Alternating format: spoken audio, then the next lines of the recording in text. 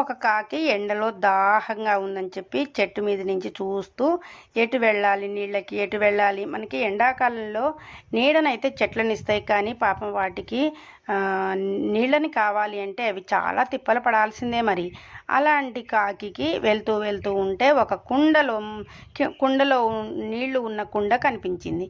అబ్బా, నీళ్లు ఉన్న కుండ కనిపించింది అని చెప్పి చాలా సంతోషపడ్డది. కానీ ఆ కుండ దగ్గరికి వెళ్ళేసరికి మరి కుండ నిండా నీళ్లున్నాయా లేదా అనేది పాపం తనకి కూడా తెలియదు.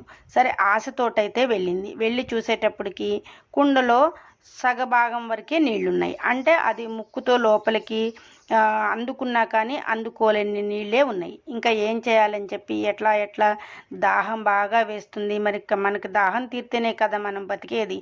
ఇంకా ఎట్లా అనుకుంది, దానికి ఒక చిన్న ఐడియా వచ్చేసిందండి మన కాకి పిల్లకి. ఇంకా ఎమ్మటే ఏం చేసిందంటే, గులకరాళ్ళు ఉంటాయి కదా, రాళ్ళు పక్కన ఏరుకొని ముక్కుతో పట్టుకొని వచ్చేసి అలా రాళ్ళని కుండలోకి వేస్తూ ఉంది. అయితే ఒక రాయి, 2 రాళ్ళు, 3 రాళ్ళు అలా వేసేటప్పటికి 10, 11 రాళ్ళు అలా వేసేటప్పటికి నీళ్ళన్నీ పైకి వచ్చేసినాయండి. ఇంకా దాని సంతోషం చూడండి, ఎంత సంతోషంగా ఉందో. చక్కగా దాహం తీర్చుకుంది. మన కాకి తెలివి మీకు నచ్చే ఉంటుంది కదండి. ఇలా కాకులకు కూడా చాలా తెలివి ఉంటుందండి. జంతువులు అన్నిటికీ కూడా చాలా వరకు చాలా తెలివితేటలు ఉంటాయి అన్నమాట. లేకపోతే అవి విమానాల్లాగా పైకి ఎందుకు ఎగురుతాయండి? వాటికి ఎంత తెలివి ఉంటుందో. తెలివైన కాకి కదండి. నాకైతే భలే ముచ్చట అనిపించింది. ఈ స్టోరీ విన్న తర్వాత మీకు ఎట్లా అనిపించిందో నాకు చెప్పండి. ఈ కథ మీరు కూడా చిన్నతనంలో వినే ఉంటారు కదా, మరొక్కసారి మీకు గుర్తు చేద్దామని చెప్పి ఈ కథనైతే నేను ఇలా చెబుతున్నానండి. చిన్న పిల్లలకి ఆహారం తేటంలో కూడా కాకి చాలా శ్రద్ధ తీసుకుంటుంది.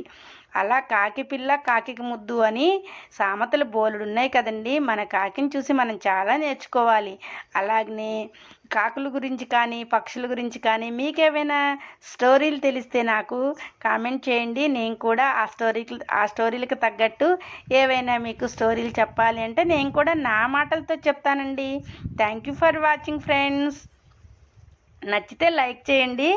అలాగనే వీలైతే సబ్స్క్రైబ్ చేసుకోండి ఇంకా మరికొన్ని వీడియోస్ కోసం.